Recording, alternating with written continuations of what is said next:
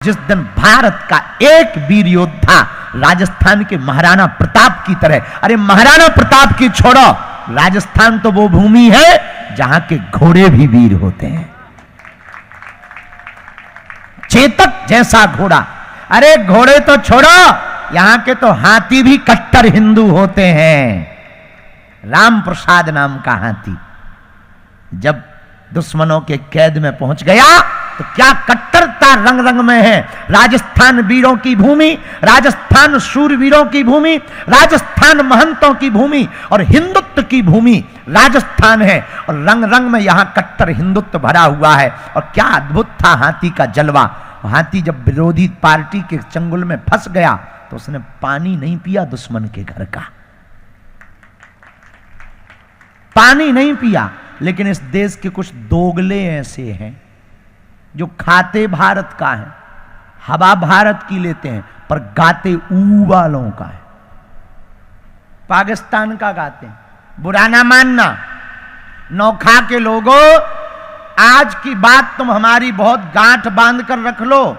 मुर्शिदाबाद से हिंदू पलायन कर रहा है। क्यों? क्योंकि वहां हिंदू कम गया, इसलिए पलायन पे मजबूर है। पश्चिम बंगाल में हिंदू डरा हुआ है। क्यों? हिंदू घट गया है। मणिपुर 1996 से जल रहा है। क्यों? हिंदू डरा हुआ है। पालघर में संतों को मारा गया। क्यों? हिंदू डरा हुआ है। तुम्हारे ही राजस्थान में कन्हैयालाल दर्जी को मारा था। क्यों? हिंदू डरा हुआ है। तुम्हारे ही राजस्थान में 9 साल के हेमराज नाम के बच्चे को चाकू से मारा था। क्यों? हिंदू डरा हुआ है। तुम्हारे ही राजस्थान में गाय की पूंछ काट करके हनुमान जी पर चढ़ाई थी।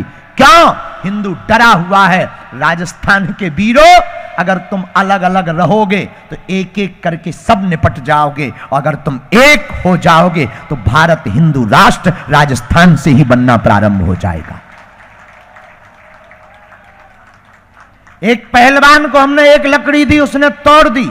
हमने 2 लकड़ियां दी, उसे मशक्कत लगी पर उसने तोड़ दी। हमने 4 लकड़ियां दी, उसने चारों में पसीना तो आया पर तोड़ दी। लेकिन हमने जब 10 लकड़ी का गट्ठा दिया, पानी पानी बह गया, लेकिन वो तोड़ नहीं पाया। 1 लकड़ी थी तो टूट गई, 2 लकड़ियां थी तो टूट गई, 4 लकड़ियां थी तो अति मशक्कत पे टूट गई, लेकिन 10 लकड़ियों को वो तोड़ नहीं पाया। ऐसे ही हिंदू अकेला रहेगा तो टूट जाएगा, हिंदू केवल 2 रहेंगे तो टूट जाएंगे, हिंदू केवल 4 रहेंगे तो टूट जाएंगे, लेकिन सब हिंदू एक रहेंगे तो भारत तो छोड़ो, अपन पाकिस्तान को भी हिंदू राष्ट्र बनाएंगे। लेकिन हम लोग ताली बजाते हैं, जय जयकार करते हैं, और घर जाके जो है चादर ओढ़ के सो जाते हैं और कहते हैं भारत हिंदू राष्ट्र बनेगा। ठटरी के बारे हलवा बनेगा। अरे एकमात्र बागेश्वर बाबा के वार्तालाप से, प्रवचनों से, उद्बोधनों से, कार्य करने से हिंदू राष्ट्र नहीं बनना है। घर घर बागेश्वर बाबा की आवश्यकता है, तभी भारत हिंदू राष्ट्र बनेगा। तो एक बात तुम पते की सुन लो, रामचरितमानस, गीता, श्रीमद् भागवत, ये हमारे जो सनातन के सदग्रंथ हैं, ये हमको कुछ ना कुछ नहीं, बहुत कुछ जीने की शिक्षा देते हैं। जीना सीख भर लें, कहीं से भी शिक्षा उठाई जाती है। अब देखो, परम पूज्य श्री क्षमाराम दास महाराज जी ने कितनी अद्भुत बात कही कि जब तीनों भाइयों के सामने कहा कि ये तीनों भाई हैं, तो तुरंत बात काट के बोले नहीं नहीं तेरा है। और क्या जमाना है, ये रामचरितमानस पर जीता हुआ परिवार है। भाइयों का प्रेम ऐसा ही होना चाहिए जैसे राम जी और भरत जी का था। धन्य है राम, भरत के लिए राजगद्दी त्याग दी, वनवास को स्वीकार कर लिया। आज के जमाने में मान लो हम लोगों में से कोई होता तो पता है क्या कहता? रात को राजा बनने की घोषणा हो जाए और सुबह हो जाए कि तुम्हें बन जाना है, वो तुरंत कहते हैं ऐसे कैसे जाना है, हम कोर्ट जाएंगे पर बन नहीं जाएंगे, हाई कोर्ट जाएंगे पर बन नहीं जाएंगे, सुप्रीम कोर्ट जाएंगे पर बन नहीं जाएंगे। पर धन्य है राम, भ्रातृत्व प्रेम का आदर्श स्थापित प्रभु श्री राम करते हैं। वो कहते हैं भरत को राजगद्दी पर बैठाओ, हम वन में जाकर के रहेंगे। एक ये राम है जो अपने भाई के लिए गद्दी को त्याग देते हैं। एक कलयुग के भी भाई हैं जो गद्दी के लिए और संपत्ति के लिए भाई को त्याग देते। भाइयों को त्याग देते हैं। पर धन्य है श्री पूनम जी, भंवर जी, नरसी जी, आप तीनों बहुत धन्य हैं। हनुमान जी की बड़ी कृपा है। हम तो अपने बालाजी से यही प्रार्थना करते हैं कि इस परिवार को किसी की नजर ना लगे, ऐसे ही एकता बनी रहे। सन्यासी बाबा और बालाजी ऐसे ही कृपा बनाए रखें ताकि पूरे राजस्थान में उदाहरण प्रस्तुत हो सके कि भाइयों का प्रेम देखना है तो भैया नौखाग क्षेत्र में नरसी जी, पूनम जी और भंवर जी के परिवार को देखो। और ये जब संदेशा पूरे राजस्थान में जाएगा तो निश्चित रूप से कई भाइयों को एक साथ रहने का। अच्छा, कुछ भाई ऐसे भी होते हैं, अब बात उठ गई तो बोल, अच्छा तुम्हें जल्दी तो नहीं है, हम सबकी सामूहिक अर्जी लगा देंगे, ठीक है, हमें भी वैसे जल्दी नहीं है, हमें कौन सा रोटियां बनाना है घर जाके, अपन तो खा पी के बैठे, बस बीच में चाय भर मिल जाए तो हमारा इंजन गर्म हो जाएगा। अब बात उठ गई तो पूरी हम सुना के जाते।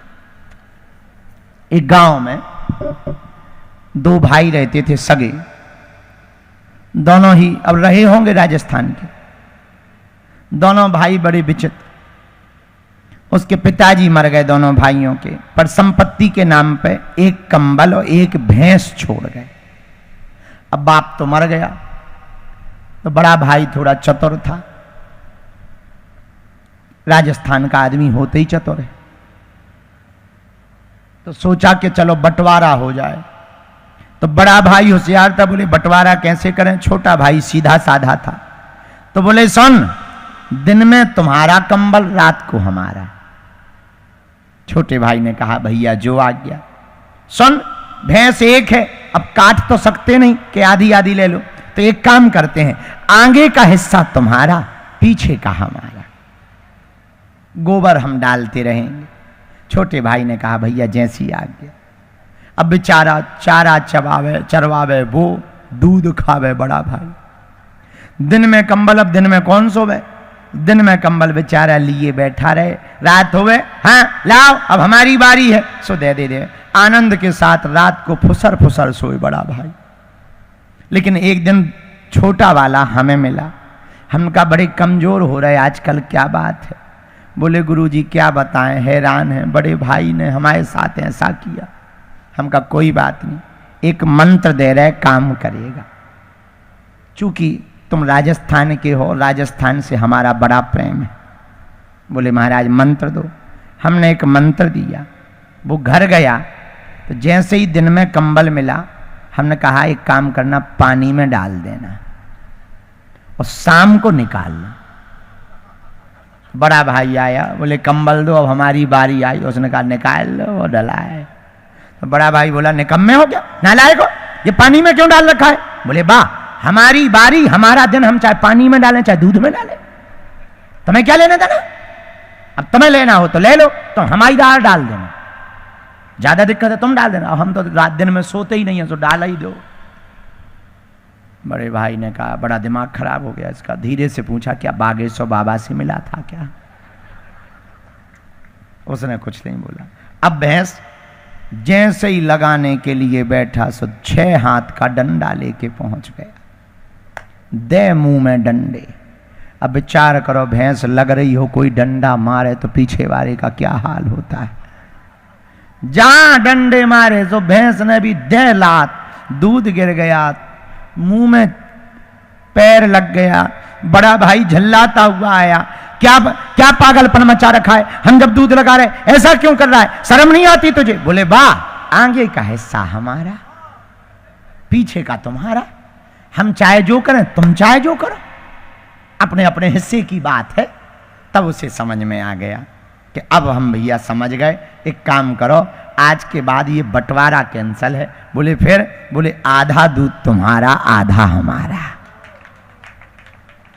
कंबल 12 बजे रात तक हमारा, उसके बाद तुम्हारा, दोनों लोग बने रहेंगे। बुरा ना मानना, एक ऐसे भी भाई हैं जो भाई की संपत्ति को हड़पना चाहते। एक राम और भरत हैं जो एक दूसरे को गद्दी पर बैठाने के लिए सर्वस्व अर्पण करना चाहते हैं। एक बात और बोले, कह दो, बोलो, अरे जोर से तो कहो। सप्ताह में दिन कितने होते? 7। कितने बार होते हैं? बोलो बोलो। सप्ताह में बार 7 होते हैं, लेकिन एक 8वां वार भी होता है, उसे परिवार कहते हैं। भारत में सब कुछ है पर हिंदू नहीं है। या तो ब्राह्मण है, या क्षत्रिय है, या वैश्य है, या वर्मा है, या शर्मा है, या गुर्जर है, या जाट है। जिस दिन ये जाति अभिमान छोड़ करके कट्टर हिंदू हो जाएंगे, उसी दिन भारत हिंदू राष्ट्र हो जाएगा। ये जो राणा सागर पर उंगली उठाते हैं, छत्रपति संभाजी पर उंगली उठाते हैं, रामचरितमानस पर उंगली उठाते हैं, मेरे पागलो। ओ काका, कक्का ताऊ बैठ जा। अमीर आदमी, हाँ, दोनों हाथों की मुट्ठी बांध कहो, हे बागेश्वर धाम प्रभु, हे बालाजी महाराज, हे सन्यासी बाबा, हे कलयुग के राजा, आपकी जय हो, आपकी जय हो, आपकी जय हो। हमारी अर्जी सुनो, हम पर कृपा करो। हे बागेश्वर बालाजी, हे सन्यासी बाबा, हे दादा गुरुजी, आजीवन पर्यंत आपके चरणों से, आपके धाम से, आपके दरबार से हम जुड़े रहेंगे, आते रहेंगे, वचन देते हैं। परंतु हमारी अर्जी स्वीकार करो, हम पर अपनी कृपा करो। आपकी जय हो, आपकी जय हो, आपकी जय हो। मनी मन बालाजी को प्रणाम करो, सन्यासी बाबा को प्रणाम करो, अपने अपने दादा गुरुजी को प्रणाम करो, अपने अपने माता पिता को प्रणाम करो, अपने अपने कुल देवताओं को और पितरों को प्रणाम करो। अब हमारे साथ बोलो, ओम बागेश्वराय नमः। ओम हम हनुमते नमः। ओम सन्यासी देवाय नमः। ओम बम बागेश्वराय वीर वीराय हुम फट स्वाहा। ओम बम बागेश्वराय वीर वीराय हुम फट स्वाहा। ओम बम बागेश्वराय वीर वीराय हुम फट स्वाहा। पूज्यपाद सन्यासी बाबा और बागेश्वर हनुमान जी का दिया हुआ यह ऐसा अचूक उपाय है जो अभी आप कर रहे हो। जिन भक्तों के पर्चा नहीं बन पाते, मिलना नहीं हो पाता, बात नहीं हो पाती, वो अगर सामूहिक अर्जी लगाते हैं, लहसुन प्याज मांस मंदरा बंद कर देते हैं, 2 महीने में, 1 महीने में, 6 महीने में भी एक बार, जहां भगवान कलयुग के राजा बागेश्वर बालाजी हनुमान जी महाराज का दिव्य स्वरूप है। राजस्थान की भूमि पर 2 जगह हनुमान जी बालाजी के रूप में बैठे, सालासर बालाजी, मेहंदीपुर बालाजी बहुप्रसिद्ध जो हैं, और मध्य प्रदेश के छतरपुर जिले के गड़ा ग्राम में बागेश्वर बालाजी के रूप में तृतीय जगह विद्यमान है, जहां सन्यासी बाबा ने 1.25 करोड़ हनुमान चालीसा का पाठ किया था, जहां लाखों लोग रोते हुए जाते हैं, हंसते हुए आते हैं, जहां सन्यासी बाबा के तप के प्रभाव के कारण पूरे विश्व में सनातन संस्कृति का परचम लहराया है। ऐसी पुण्य भूमि बागेश्वर धाम, जहां बालाजी प्रत्यक्ष रूप में विद्यमान है, विराजमान है। लाखों लोग खाली झोली लेकर जाते हैं, झोली भरकर लेकर के आते हैं। तो आप भी जो भी अर्जी लेकर, विषय लेकर, जिज्ञासा लेकर, मन में मनोरथ लेकर दरबार में आए हो, मन ही मन 3 बार बोल दो, हम मंत्र का प्रयोग कर देते हैं।